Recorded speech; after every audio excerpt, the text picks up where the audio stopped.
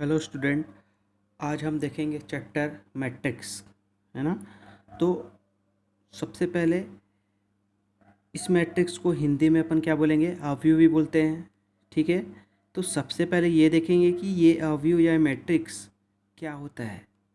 ठीक है। तो जब हम किसी स्ट्रक्चर में रो और कॉलम को अरेंज करके लिखते हैं, है ना। रो का मतलब क्या होता है, पंक्ति, और कॉलम का मतलब स्तंभ। ठीक है।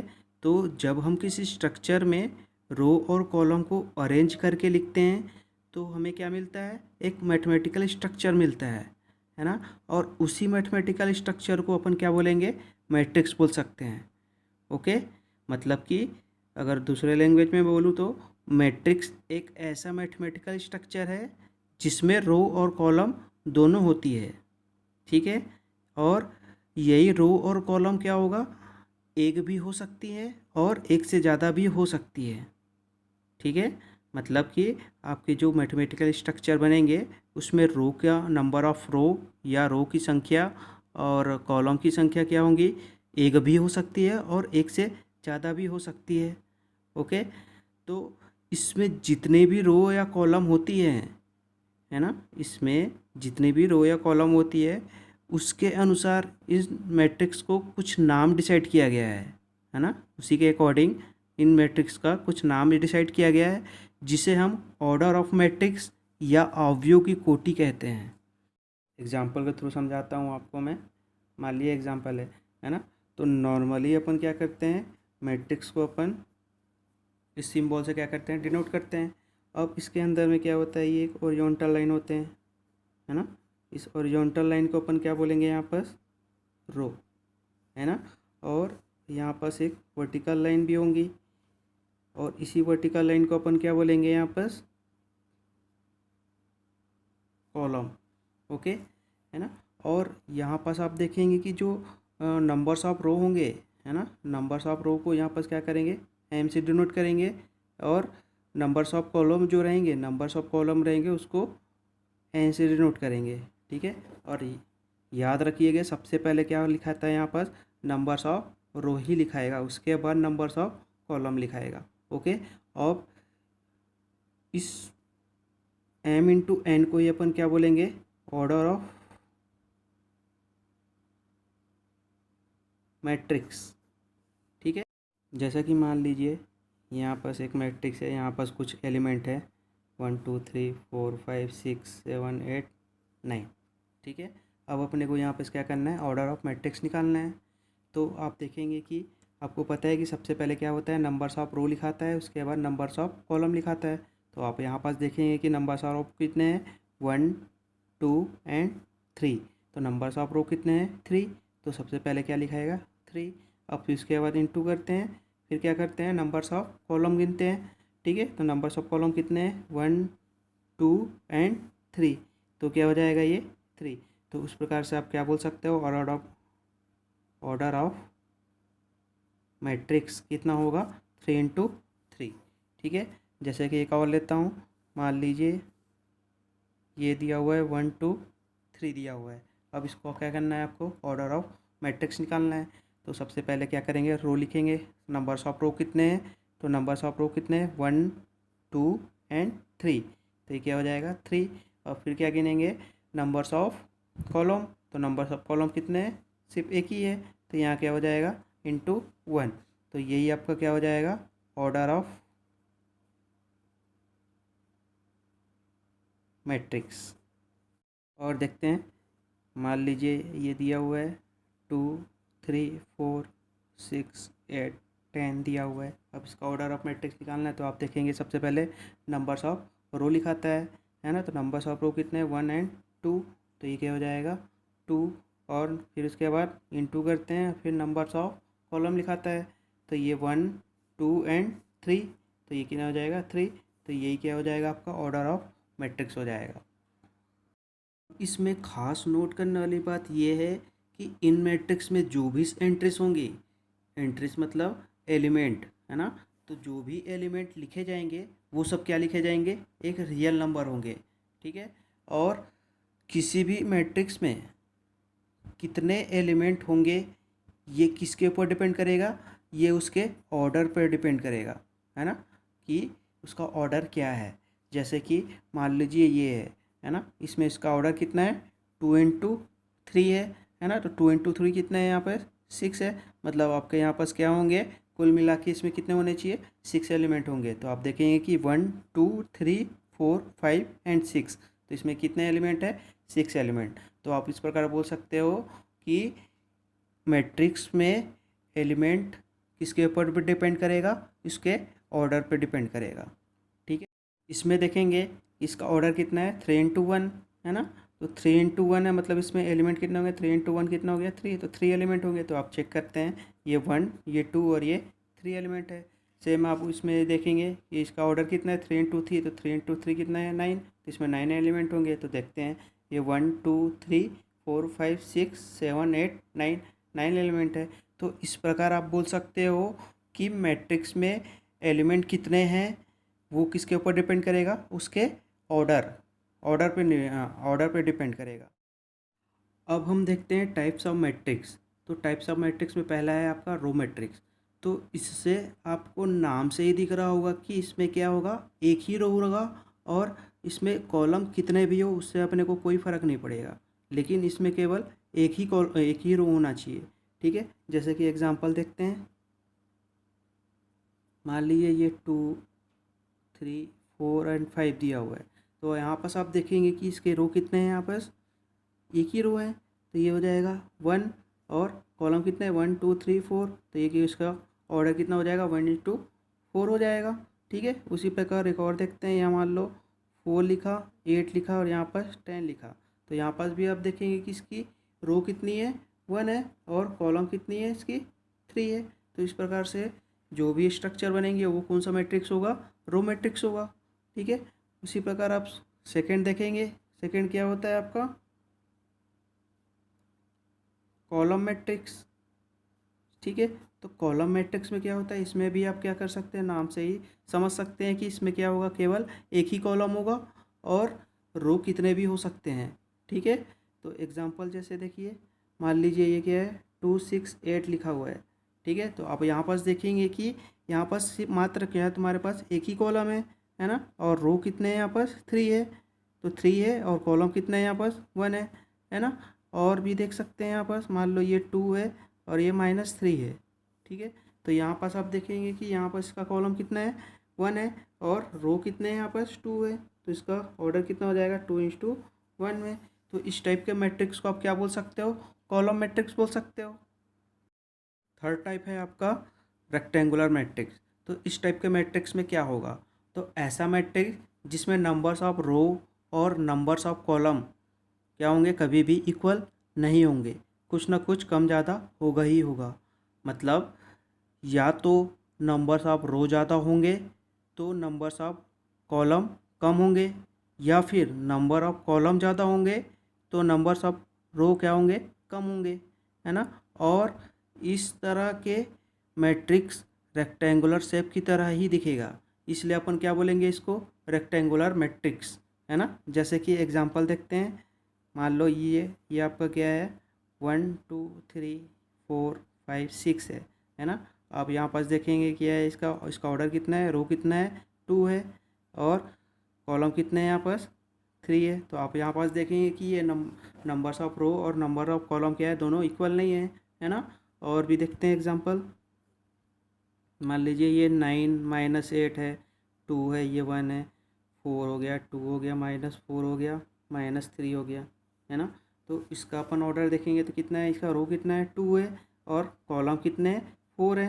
तो ये कितने हो जाएंगे, 2:4 हो जाएंगे आपके ऑर्डर ऑफ मैट्रिक्स। तो यहाँ पे आप देखेंगे कि दोनों क्या है, इक्वल नहीं है। तो इस टाइप का आप देखेंगे कि ये क्या बन रहा है, रेक्टेंगुलर शेप का बन रहा है ना। और एक और एग्जाम्पल देख लो आप, ये मान लो ये 1 है, ये 2 है, ये 5 है, -6 है, 7 है, 8 है ना। तो आप यहाँ पास देखेंगे कि नंबर्स ऑफ रो कितने हैं, यहाँ पास 3 है, और नंबर्स ऑफ कॉलम कितने हैं, 2 है। तो यहाँ पास आप देखेंगे कि क्या है, दोनों इक्वल तो हो नहीं रहे हैं, और ये क्या कर रहे हैं, देखिए रेक्टेंगुलर शेप में क्या कर रहे हैं, ये फॉर्म कर रहे हैं। इस वजह से इस मैट्रिक्स को क्या बोल सकते हो आप, रेक्टेंगुलर मैट्रिक्स।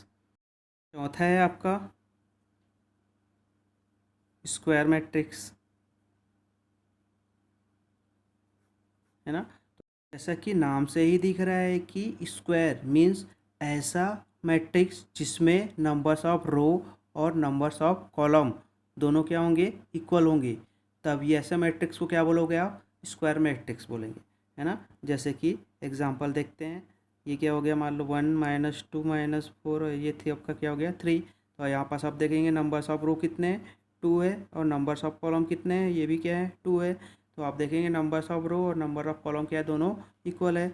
एक और एग्जांपल देख सकते हो आप, मान लो ये -1 - 2 4 है, 5 6 8 है, ये 10 है, 11 है, -12 है ना। तो इस टाइप के मैट्रिक्स में देखेंगे कि नंबर्स ऑफ रो कितने हैं, 3 है, और नंबर्स ऑफ कॉलम कितने हैं, ये भी क्या है 3 है। तो इस प्रकार आप बोल सकते हो कि नंबर्स ऑफ रो और नंबर्स ऑफ कॉलम क्या है, दोनों इक्वल है। तो इस टाइप के मैट्रिक्स को आप क्या बोल सकते हो, स्क्वायर मैट्रिक्स। इस टाइप्स ऑफ मैट्रिक्स है आइडेंटिटी मैट्रिक्स, या फिर इसको अपन यूनिट मैट्रिक्स बोल सकते हैं।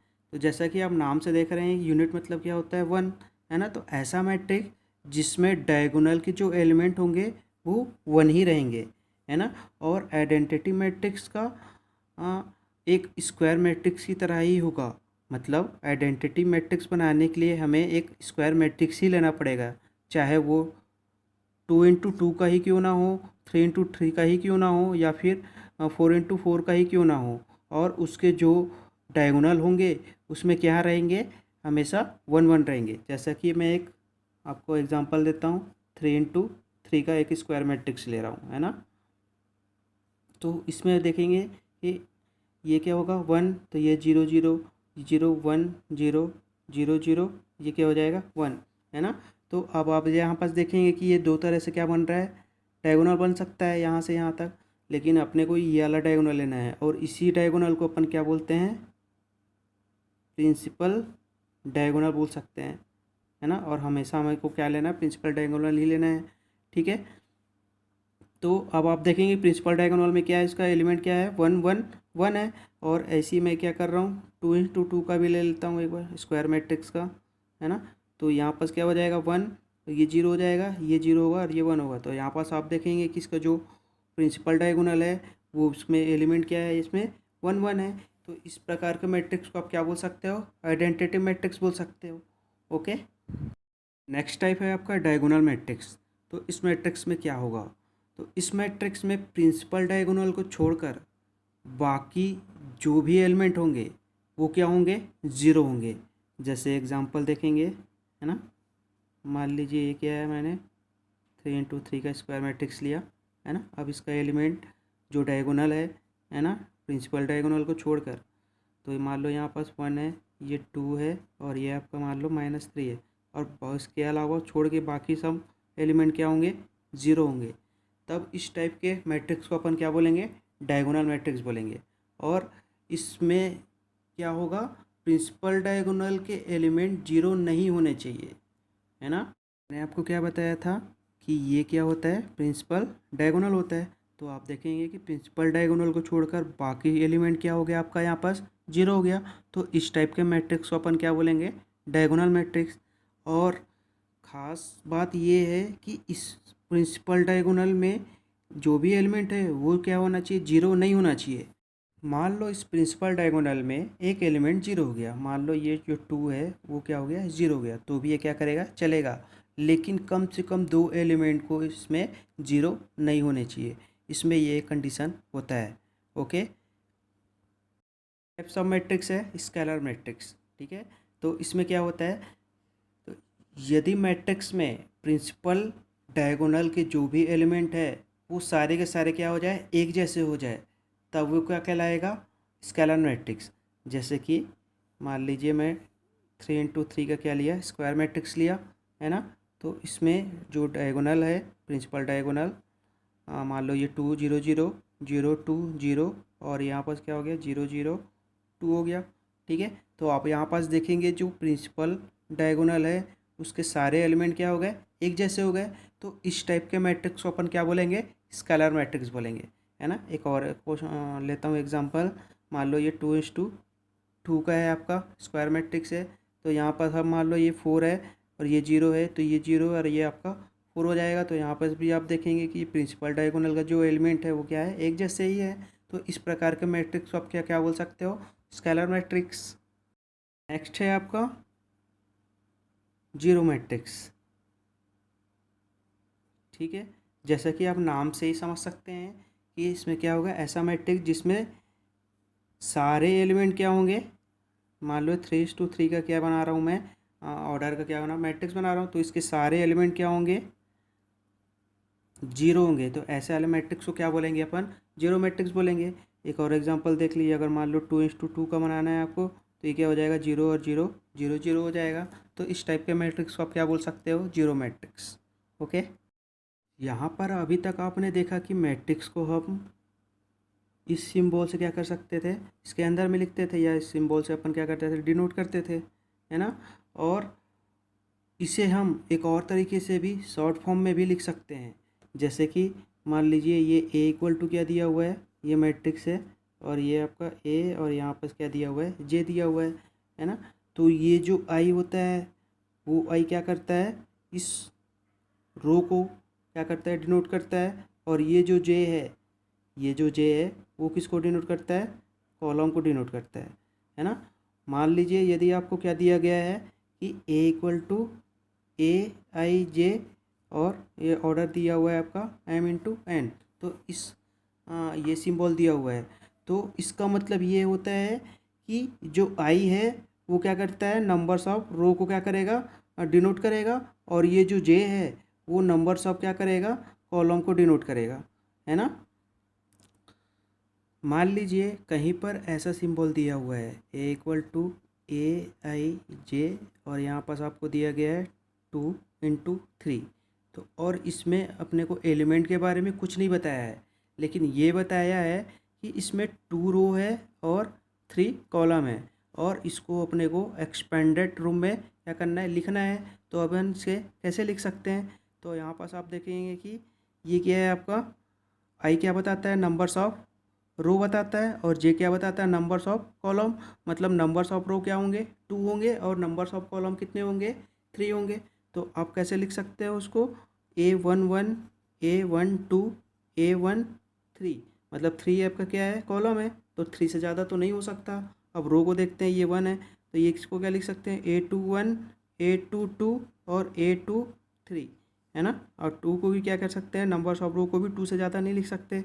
प्रकार से आप इसको एक्सपेंडेड रूप में लिख सकते हैं। और ये A11 क्या होता है, ये A11 होता है आपका पहला रो पहला कॉलम, A12 पहला रो दूसरा कॉलम, A13 पहला रो तीसरा कॉलम, A21 दूसरा रो पहला कॉलम, A22 पहला रो दूसरा दूसरा रो दूसरा कॉलम, और A23 क्या होगा आपका, दूसरा रो तीसरा कॉलम, है ना। तो इस प्रकार से आप इसको क्या कर सकते हो, रीड कर सकते हो। ओके, नेक्स्ट टॉपिक है आपका इक्वलिटी ऑफ मैट्रिक्स, है ना। मतलब दो मैट्रिक्स कब इक्वल होंगे, है ना। इसके लिए दो कंडीशन क्या करना पड़ेगा, फॉलो करना पड़ेगा। पहला कंडीशन क्या है, उन दोनों मैट्रिक्स के ऑर्डर क्या होना चाहिए, इक्वल होना चाहिए, मतलब इक्वल ऑर्डर होना चाहिए दोनों, है ना।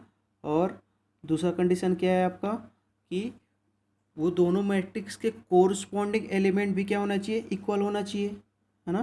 कोरिस्पॉन्डिंग एलिमेंट्स आर इक्वल, है ना। मतलब यदि अगर दोनों मैट्रिक्स के ऑर्डर इक्वल हो गए और कोरस्पॉन्डिंग एलिमेंट भी क्या हो गए, इक्वल हो गए, तब अपन क्या बोल सकते हैं कि दोनों मैट्रिक्स क्या होंगे, इक्वल होंगे, है ना। जैसे कि एग्जांपल है ना, एग्जांपल में दिया हुआ है, मान लो ये 4 5 6 7 दिया हुआ है, और यहाँ पास आपका दिया हुआ है XYZ W। ठीक है, तो अब आप यहाँ पास देखेंगे कि दोनों का ऑर्डर क्या है, यहाँ पास इक्वल है, 2:2 है, यहाँ भी क्या है, 2 × 2 का ही है। और अगर ये इक्वलिटी ऑफ मैट्रिक्स है तो इसके कोरिस्पॉन्डिंग एलिमेंट भी क्या होंगे, इक्वल होंगे। तो कोरिस्पॉन्डिंग एलिमेंट मतलब एक्स का इधर है तो इधर भी क्या होंगे, 4। तो ये क्या हो जाएगा, X = 4 हो जाएगा। उसी प्रकार यहाँ पास Y = क्या हो जाएगा, 5 हो जाएगा। और ये कोरिस्पॉन्डिंग एलिमेंट इसका Z = कितना हो जाएगा, 6 हो जाएगा। और W = क्या हो जाएगा आपका, 7 हो जाएगा। तो इस प्रकार से आप इसको क्या कर सकते हो, सॉल्व कर सकते हो। एक और एग्जांपल देखते हैं अपना, है ना। मान लीजिए ये क्या दिया हुआ है 2 और ये क्या दिया हुआ है 8 और यहाँ पर क्या दिया हुआ है x माइनस वाई और ये x प्लस वाई दिया हुआ है ना। तो सबसे पहले आप देखेंगे कि इक्वल ऑर्डर में है कि नहीं। तो इक्वल ऑर्डर में देखेंगे तो ये कितना है टू की रो कितना है आपका 2 है तो ये 2, कॉलम कितना है 1 और ये भी क्या है रो कितना है 1 और ये 2 और कॉलम कितना है 1 है ना। ये x माइनस वाई और x प्लस वाई दोनों आपका सेपरेट है ना, अलग अलग नहीं है, एक ही में ही है ना। x माइनस वाई और x प्लस वाई दोनों एक ही है ना। तो अब इसको कैसे सॉल्व करेंगे, तो इसका कोरस्पॉन्डिंग आपका एलिमेंट क्या होगा इक्वल होगा। तो x minus y equal to कितना हो जाएगा 2 और x plus y equal to कितना हो जाएगा 8। अब ये दोनों को सॉल्व करके आप x और y की वैल्यू निकाल सकते हो है ना। तो यहाँ पर क्या करेंगे प्लस करेंगे तो ये प्लस माइनस कैंसल, तो ये हो जाएगा 2x और ये कितना हो जाएगा 10।